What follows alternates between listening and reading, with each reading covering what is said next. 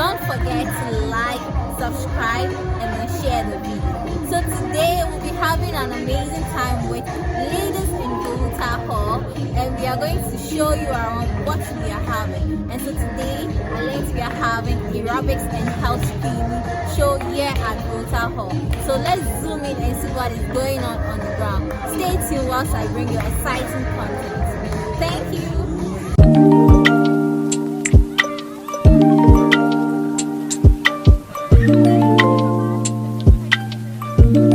It started with aerobic section where it began around 6 a.m. to about 7:20 a.m. So the girls were highly spiritual for this exercise. They were so excited and they came out in their numbers. As you can see in the video, they were really into the exercise. They pay attention and then they followed up. So as you can see, the instructor too had time for them and it was so nice. Yes.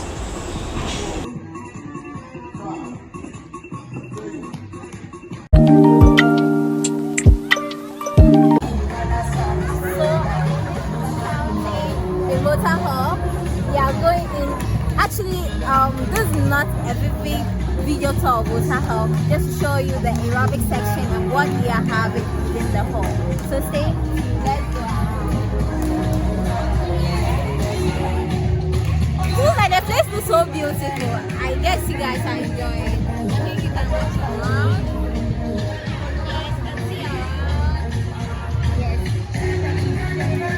So that's the fountain that you see. It's just so exciting.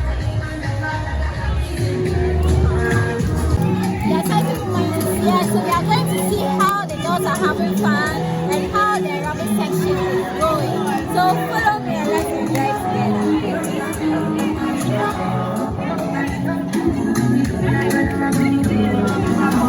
So right now we have the row section.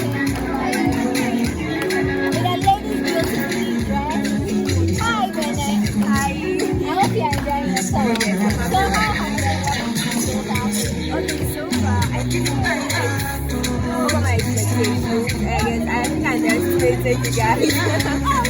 Yes. So yeah, you really know my mind. I enjoyed the first section. I'm going to interact with lots of people. Made yeah, I've socialized a lot. Okay, so as you can see around the inside and right now, we have speaking rope session going on and with our ladies having fun all around. So let's go over to see what is going on at that section. We have some who are having fun. Going on. So let's have a video of the other section.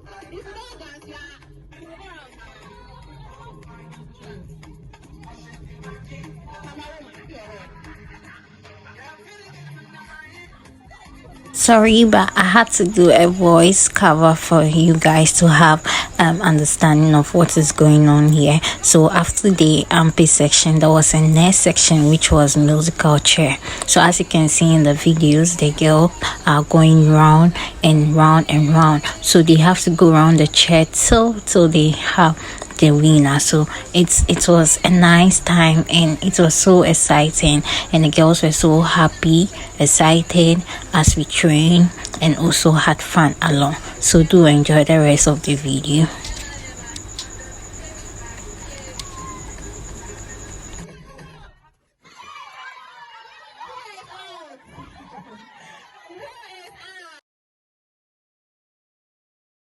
You mentioned my name, but I'll mention it. I'm Susan Malik, and I'm the founder of Local Breast Cancer Foundation, and I'm the CEO of Malik's Foods.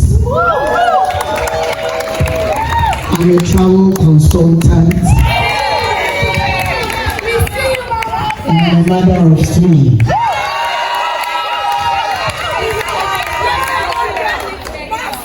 I'm a politician, and I'm a stage 3 breast cancer survivor.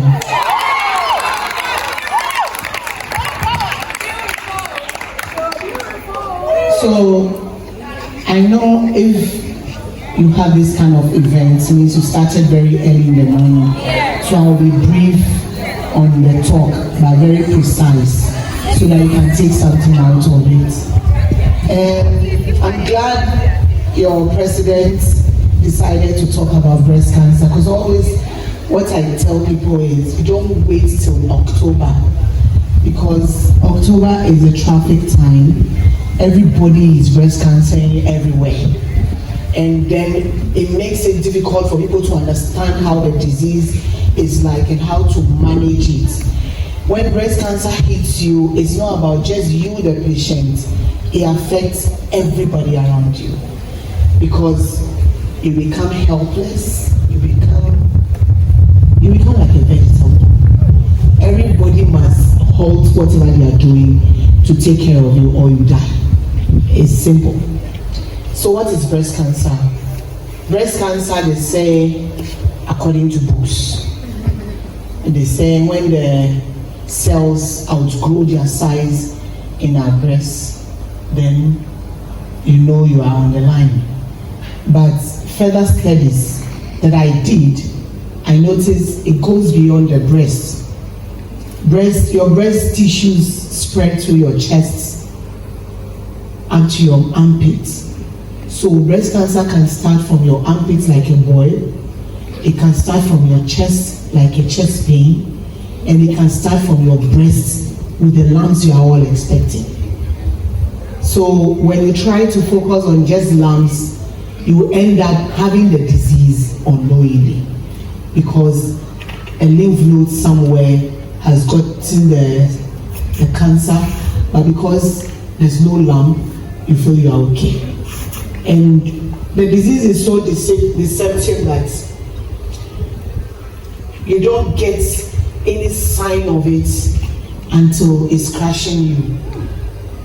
And that's my case. In my case, you paid attention, it means I do a lot of stuff. I'm not idle at all. So to come here, then you should know how passionate I am about breast cancer. To squeeze my time and be here. Your president tried locating me just for phone call, it became a problem. But I'm glad I'm here. I'm always going up and down, driving here and there, So I was carrying the disease. I actually had it for about 2 years without knowing it. And mine started in my chest. It was just a normal chest pain at the time. My husband had the same pain. So I thought it was the pillows we were using. So I changed the pillows. His was okay, mine never went. I didn't really bother. It was on and off until a certain time. I can't really tell when I got the disease, but I want to believe, looking at the stage I got to and the damage it caused, I tried to estimate it around the very first time I got a chest pain, which was 2 years after it became visible. So that pain never stopped. At the time I was in school having my first degree. I was doing strategic communication. My last paper was on Sunday. Monday I had to go to the hospital because I was having different feeling now. The pain was becoming unbearable.